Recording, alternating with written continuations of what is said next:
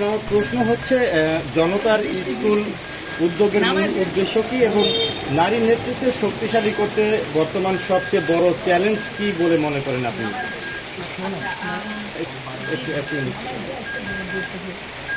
জি বলতে পারেন।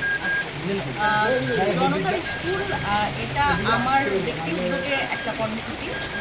এর আগেও আসলে আমি একেবারে কমিউনিটি লেভেলে কিছু এরকম কর্মসূচি দেওয়ার চেষ্টা করি। সেটা একটা সবচেয়ে বড় কারণ হচ্ছে যে বাংলাদেশের যে রাজনীতির সংস্কৃতি সেখানে দেখা যাচ্ছে যে সাধারণ জনগণের সাথে মানুষের মানে রাজনীতিবিদ যারা তাদের সম্পর্ক কিন্তু আসলে অনেক দূরবর্তী সম্পর্ক। সুতরাং রাজনীতিবিদরা যদি আসলে জনগণের কাছে না যায় এবং তাদের সাথে যদি তাদের সমস্যা নিয়ে কথা না বলে সেটা আসলেই সত্যিকার অর্থেই যেটা আসলে অধিকার ভিত্তিক রাজনীতি এবং জনগণের জন্য রাজনীতি যেটা মুখে মুখে বলা হয় সেটাই তো মুখে কথাই থেকে যায়।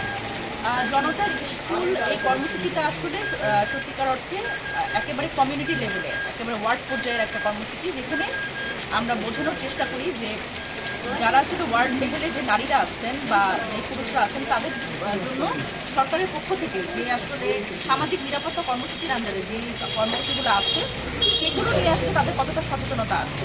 কারণ অনেক ক্ষেত্রেই দেখা যায় যে আসলে যারা নিজেদের অধিকার নিয়ে আমরা আসলে সচেতন না একেবারে তৃণমূল পর্যায়ে, তো তাদের মধ্যে থেকেই আসলে এই সচেতনতা বৃদ্ধি করা এবং তাদের মধ্যে থেকে একটা লিডারশিপ তৈরি করা যে কমিউনিটি লেভেলে তারাই নির্বাচন করবেন, একজনকে দায়িত্ব দিবেন যে আসলে তাদের এই সমস্যাগুলো নিয়ে তারা প্রায় বসবেন, নির্দিষ্ট সময় পর বসবেন এবং তাদের মধ্যে থেকে একটা লিডারশিপ আসবে এবং তাদের মাধ্যমে ইউনিয়ন পরিষদের সাথে একটা সম্পর্ক তৈরি হবে। আমরা যেটা দেখি যে রাজনৈতিক দলগুলো এটার একটা সুযোগ নেয়। আমি নিজেও একটা রাজনৈতিক দলের প্রতিনিধিত্ব করি, কিন্তু ব্যাপারটা হচ্ছে যে যখন ধরেন যে কোনো এক সুবিধা আসে ইউনিয়ন পরিষদে বা উপজেলা পরিষদে সেগুলো রাজনৈতিক দলের নেতাদের মাধ্যমে কিন্তু ডিসবার্স হয়, কিন্তু সেখানে যখন আসলে যারা প্রকৃত সুবিধাভোগী তারা যখন আসলে তাদের অধিকার সম্পর্কে না জানে, দেখা যায় যে রাজনৈতিক দলগুলো তাদের একটা নেপোটিজম করে, তাদের আত্মীয় স্বজন বলেন, নিজেদের লোকজন বলেন, নিজেদের ভোটার বলেন, তাদের আসলে এই সুবিধাগুলো পৌঁছে দেয়, কিন্তু সত্যিকার অর্থে প্রকৃত যারা সুবিধাভোগী তারা কিন্তু এখান থেকে বঞ্চিত হয়। আচ্ছা, গ্রাম অঞ্চলের নারীদের নেতৃত্বে বিকাশে আপনাদের সংগঠনের পরিকল্পনা কি আছে? এটা তো আসলে একেবারে তৃণমূল পর্যায়ে তো এনসিপির পক্ষ থেকে একেবারে ওয়ার্ড লেভেল পর্যন্ত কিন্তু আমরা কমিটি দেওয়ার চেষ্টা করছি।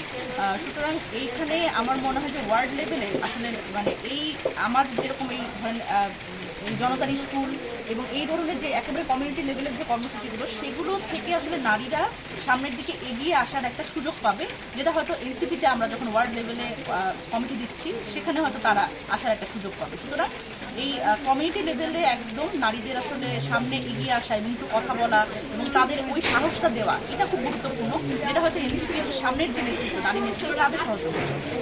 জাতীয় নারী শক্তি কিভাবে নারীদের রাজনৈতিক ও সামাজিক অংশগ্রহণ বাড়াতে কাজ করছে? এই যে সেটার একটা নমুনা আমি আজকে আপনাদের শরীয়তপুরের ভেতরগঞ্জে এসেছি। আমরা যেটা চাই সেটা হচ্ছে যে নারী শক্তি শুধুমাত্র ঢাকা কেন্দ্রিক কোনো একটা সংগঠন হোক, আমরা এটা চাই না, এবং নারীদের আসলে আলাদা কোনো রাজনীতি আমরা দিতে চাই। নারীদের রাজনীতি আসলে মেইন স্ট্রিম যে বাংলাদেশের জাতীয় রাজনীতি সেটাতেই আমরা নারীদের মেইন স্ট্রিম করতে চাই।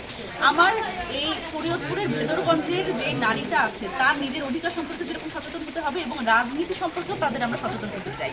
যেমন আসলে ন্যাশনাল পলিটিক্সে কি হচ্ছে, এই সংস্কারটা আমরা কেন চাচ্ছি, এই জায়গাগুলো আসলে অল্প অল্প করে আমরা তাদের মাথায় ঢুকাতে চাই এবং এক ধরনের রাজনৈতিক সচেতনতা তৈরি করতে চাই, যার মাধ্যমে তারা নিজেদের অধিকার সম্পর্কেও যেরকম সচেতন হবে এবং বাংলাদেশের রাজনীতি নিয়ে তারা চিন্তা করতে উদ্বুদ্ধ হবে।